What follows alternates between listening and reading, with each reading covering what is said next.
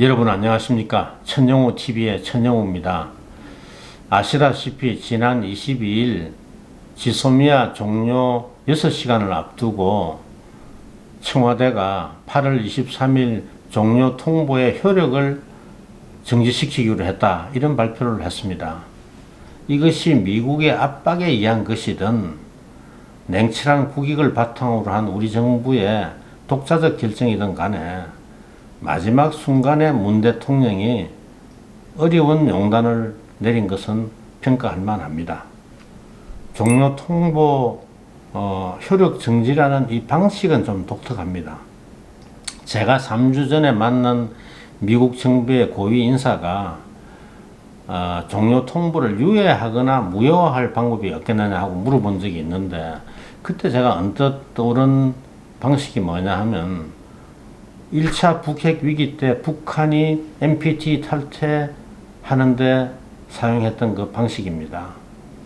뭐냐 하면 93년 3월 12일에 북한이 NPT 탈퇴 선언을 했습니다. 이건 지소미아와 마찬가지로 90일 후에 발효하게 되어 있었는데, 북한이 탈퇴 선언한 지 90일째 되는 날, 그러니까 6월 11일에 탈퇴 결정을 유보한다는 또 선언을 한 그런 선례가 있습니다.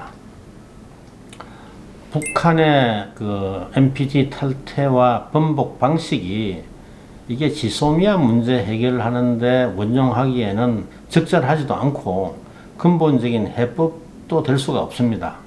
그럼에도 불구하고 저는 종료라는 최악의 선택보다는 나은 차악의 선택은 될 수 있다고 봅니다. 그런데 종료 유예 결정을 한 이후에 청와대와 일본 정부 간에 누가 이겼느냐, 누가 거짓말 하느냐, 이런 걸 둘러싸고 참으로 유치찬란하고 무익하고 본질과 동떨어진 그런 논쟁 부리고 있는 모습이 참 가관입니다. 성부 판단은 당연히 우리 국익에 도움이 되느냐 해가 되느냐를 기준으로 해야 됩니다. 그런 기준에서 본다면 청와대는 성자지 패자는 아닙니다. 일본 측의 설명이 좀 우리하고 다르고, 또 일본 측의 설명이 좀 더 신빙성이 있어 보인다고 해서 청와대를 너무 몰아붙이지 맙시다. 청와대가 현명하고 옳은 결정하는 일이 그리 흔한 일입니까? 참모들이 대통령 잘 모신답시고 과대 포장하고 좀 사실과 다른 말을 좀 둘러대더라도 그냥 넘어갑시다. 그리고 청와대가 모처럼 옳은 결정을 할 때는 저는 칭찬에 너무 인식할 필요가 없다고 봅니다. 어떻게 우리가 이겼다고 할 수 있느냐, 무엇을 얻었냐, 이거 한번 따져보죠. 8월 22일 날 지소미아 종료 결정 자체가 잘못된 결정입니다. 판단착오로 내려진 잘못된 결정이었습니다. 그 결과 출구도 비상구도 없는 깊은 수렁으로 지금 잘못 들어갔다가 자력으로는 도저히 빠져나올 수 없게 되었는데, 일본이 때마침 퇴로를 열어주고 구명밧줄을 던져줬는데 청와대가 이걸 놓치지 않고 잡은 겁니다.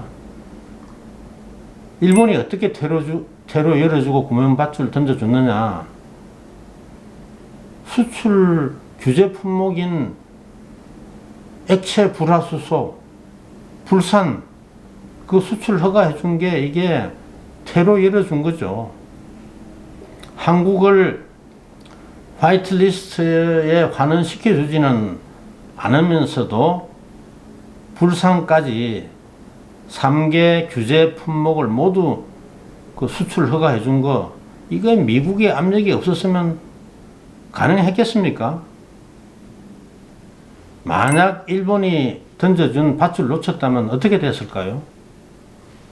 8월 22일 지소미아 그 종료 결정으로 이미 한미 간의 신뢰는 엄청난 손상을 입었지만은, 만약에 이 밧줄을 놓쳤으면 저는 이 신뢰관계는 완전히 무너지고 한미동맹은 파탄의 길로 들어설 수밖에 없었다고 봅니다. 신뢰가 없는 동맹은 그거는 뭐 이름뿐인 동맹입니다. 이 기회를 놓쳤으면 우리 안보에도 심각한 타격이 불가피합니다. 일본이 수집하는 군사 정보만 못 받는 줄 생각하는데 우리가 정보의 가치를 이렇게 우습게 알면 미국도 북한 관련된 정보를 우리하고 공유를 안 할 겁니다. 그리고 하더라도 뭐 우리한테 별 소용없는 것만 줄 가능성이 많습니다. 일단 미국이 수집한 정보 공유의 범위가 대폭 줄어든다 하는 건 그거는 피할 수가 없습니다. 우리는 장님이 되는 거죠. 안보 정책 결정하는데 정보가 없이는 아무것도 할 수가 없습니다. 더 큰 안보 재앙을 막은 걸 패배라고 할 수는 없습니다. 일본이 액화 불화수소 불산 수출 허가 안 해주고 우리 경제 급소 계속 누르고 있으면 우리 경제의 버팀목인 반도체 산업이 완전히 무너지는 거 막을 방법이 있습니까? 이순신의 그 배 12척 뭐 죽창으로 일본군을 무찌를 수는 있을지 모르지만은 불산은 어떻게 만들 겁니까? 오기만 가지고 경제 살릴 신통력이 있습니까? 최악보다는 차악을 선택한 게 그나마 나은 겁니다. 가장 어려운 선택은 최악과 차악 간에 선택하는 겁니다. 좋은 것과 나쁜 것을 간에 선택하는 건 아무리 바보라도 다 할 수 있습니다. 그러나 가장 나쁜 것과 그것보다 조금 덜 나쁜 것 간에 선택하는 것은 그거는 용기가 있어야 되고 결단력이 있어야 되고 그거는 리더십이 있어야 가능한 겁니다. 대통령의 당초 결정이 잘못된 것이라는 걸 뒤늦게라도 알았으면 바로 잡는 거에 이기는 겁니다. 스타일 좀 구기고 속된 말로 쪽팔리는 거 피하려다가 더 큰 안보 참사와 경제적 재앙 초래하면 그게 이긴 겁니까? 체면 살리기 위해서 잘못된 선택 계속 밀고 나가는 이런 거 이거 하수 중에 하수에 불과합니다.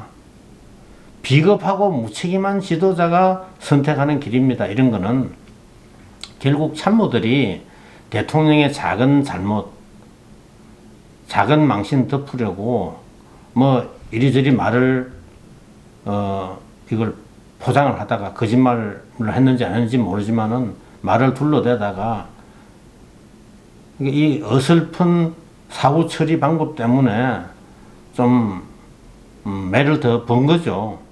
그러나 그걸 본질과 혼동하면 안 됩니다. 발표 내용 가운데 한일 간 수출 관리 정책 대화가 정상적으로 진행되는 동안 일본 측의 3개 수출 3개 품목 수출 규제에 대한 WTO 제소 절차를 정지시키겠다 하는 그런 내용도 들어가 있습니다.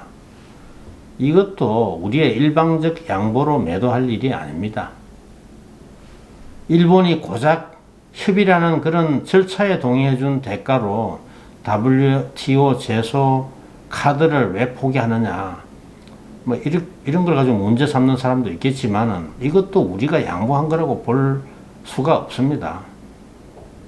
어차피 이기지도 못할 싸움, 그거 포기한다고 해서 잃을 게 뭐가 있겠습니까?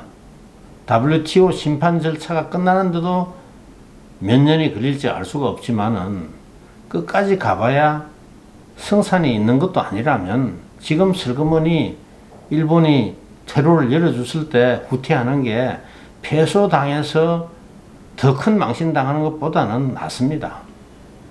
일본이 한국을 화이트리스트에서 삭제한 사실상의 이유는 일본이 뭐라고 설명하든지 간에 그거는 대부분의 강제징용 판결 이후 8개월 동안 우리 정부가 아무 대책을 세우지 않은 데 있는 거죠. 그렇지만 공식적인 이유는 뭐냐 하면 우리의 수출 통제 체제에 문제가 있다는 거 아닙니까? 그런데 우리가 수출 통제 체제에 문제가 없다고 자신할 수가 있습니까? 일본이 증거 있으면 내보라는 말은 쉽게 하는데 일본이 정말 증거 내주면 감당할 자신이 있습니까? 그런 말도 함부로 하면 안 됩니다. 유엔 안보리 결의와 국내법에 의해서 금지된 대북 석유 제품 수출 금지, 이거 우리가 수출하다가 이거 어기고 수출하다가 들통난 게 작년 아닙니까? 국내 정유 공장에서 정제해가지고 내국인이 소유한 선박으로 버젓하게 북한에 넘겨주는데도 우리 수출 통제 체제 가지고 잡은 적이 있습니까? 우리 수출 통제 체제 가지고는 잡지도 못하고 미국이 정보까지 제공해줘도 처벌도 못하는 나라인 걸 세상이 다 알고 있습니다. 북한의 핵미사일에 사용되는 그 물자를 해외에서 조달하는 책임자 중에서 그 제1조총령 출신으로 민단으로 위장 전향해가지고 한국 여권 발급받아서 북한을 위해서 열심히 활약하는 사람이 있습니다. 서울과 홍콩에 한때 조달 사무소까지 차려놓고 북한 핵미사일에 필요한 부품, 장비, 물품 이런 걸 구매해가지고 북한으로 그 공급해온 사람인데 그 사람이 지금은 어디서 어떻게 압력하는지 제가 뭐 모르겠습니다만은 일본이 이런 위장 제1교포의 그 불법 활동 사례까지 소상하게 파악을 하고 있습니다. 제가 유엔 대북 제재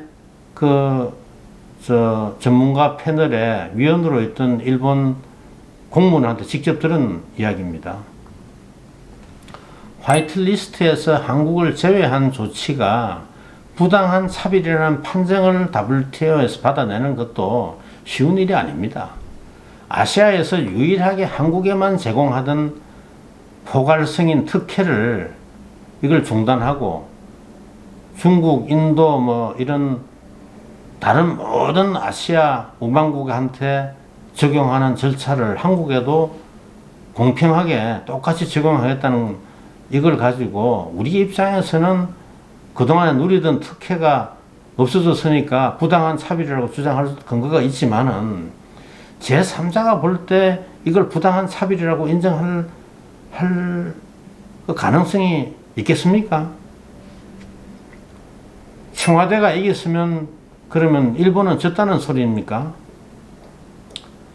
일본도 아무것도 양보한 게 없다는 점에서 이긴 셈입니다. 진 것은 절대 아닙니다. 화이트리스트에서 한국을 제외한 거는 그대로 두면서 한국의 급소를 누르고 있던 손을 살짝 놓아준 게 유일한 양보죠. 그러나 앞으로 언제든지 이 3개 품목 수출을 불허할 수도 있고 또 상황 전개에 따라서 그 규제 품목을 확대할 옵션도 그대로 가지고 있습니다. 그럼 뭐냐? 한국도 이기고 일본도 이긴 겁니다. 우리는 한일 관계를 다룰 때 한쪽이 이기면 다른 쪽은 반드시 진 걸로 생각하는데 한일 양국이 둘 다 이기는 길도 없지 않습니다. 그러면 앞으로 일본의 수출 통제와 지소미아 문제는 언제 근본적으로 해결될 것이냐? 이 모든 소동의 발단은 우리 대법원의 강제징용 판결 그리고 그 이후에 우리 정부가 남의 나라 일처럼 이걸 수수방관하면서 대법원 판결 존중한다는 소리만 하면서 아무 조치 취하지 않은 그런 결과 아닙니까? 결국은 강제징용 판결에 대한 국내적 해결책도 나오지 않고 대법 판결에 따라서 그 압류재산 현금화 조치 그거 개시되면 상황은 제자리로 오는 게 아니고 그것보다 훨씬 나쁜 데로 되돌아갑니다. 문 대통령이 적폐로 그동안 매도해온 그런 세력들 말은 뭐 듣지 않을 테고 뭐 안 들어도 좋습니다. 그러나 김대중 노무현 대통령이라면 이런 문제를 어떻게 해결했을지 생각해 보면 답은 나와 있습니다. 노무현 대통령이 문재인 민정수석 도움을 받아서 만들어낸 해법으로 돌아가는 게 왜 그렇게 어렵습니까? 노무현 대통령과 문재인 민정수석이 뭘 그렇게 잘못했다고 지금 와서 그 해법을 부정하는지 저는 도저히 알다가도 모르겠습니다. 오늘은 여기까지 하겠습니다. 천영우 TV의 천영우였습니다. 감사합니다.